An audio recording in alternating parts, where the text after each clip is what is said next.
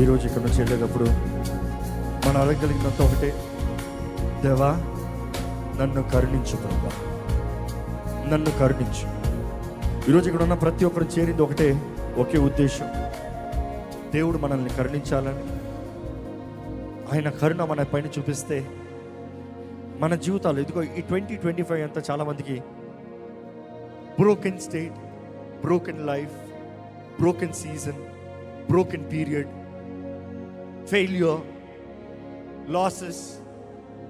కానీ ఇదిగో ఈ నూతన సంవత్సరంలోకి అడుగు పెట్టబోయే మనం, ఈ నూతన సంవత్సరంలోకి అడుగు పెట్టబోయే మనం దృష్టితో, సమర్పణతో దేవుని దగ్గర తగ్గించుకుని ఆయన పాదాలు పట్టుకుని, ప్రభువా నీ సన్నిధితో నేను వెళ్తా, నీ ఎడల భయభక్తులతో నేను వెళ్తా.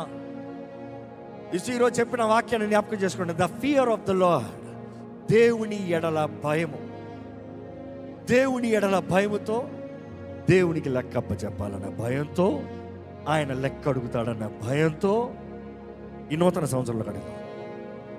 మీరు చేసిన నిర్ణయాలన్నీ దేవునికి లెక్కప్ప చెప్పాలన్న భయంతో చేయండి. మీరు వెళ్ళే ప్రతి చోట దేవునికి లెక్కప్ప చెప్పాలన్న భయంతో చేయండి. మీరు జరిగించే ప్రతి పని దేవునికి లెక్కప్ప చెప్పాలనే భయం. అదే సమయంలో దాస భయం కాదు, దత్తపుత్ర ఆత్మ. You are adopted child, you are a child of God. దేవుని బిడ్డ, దేవుని బిడ్డగా దేవుని సన్నిధిలోకి మనము నూతన సంవత్సరంలోకి వెళ్దామండి. ఈ నూతన సంవత్సరంలోకి వెళ్ళేటప్పుడు నిజముగా దీవించబడిన సంవత్సరంగా ఉండాలి. ఎంతమంది అంటారు, నా జీవితంలో జరిగిన నష్టంలో చాలు, ఈ నూతన సంవత్సరం నా జీవితంలో జయకరమైన సంవత్సరంగా కావాలన్న వారు బిగ్గరగా చెప్తారా? నా తోడు దేవుడు రావాలి ఈ నూతన సంవత్సరంలో చెప్పగలిగిన వారు బిగ్గరగా చెప్తారా?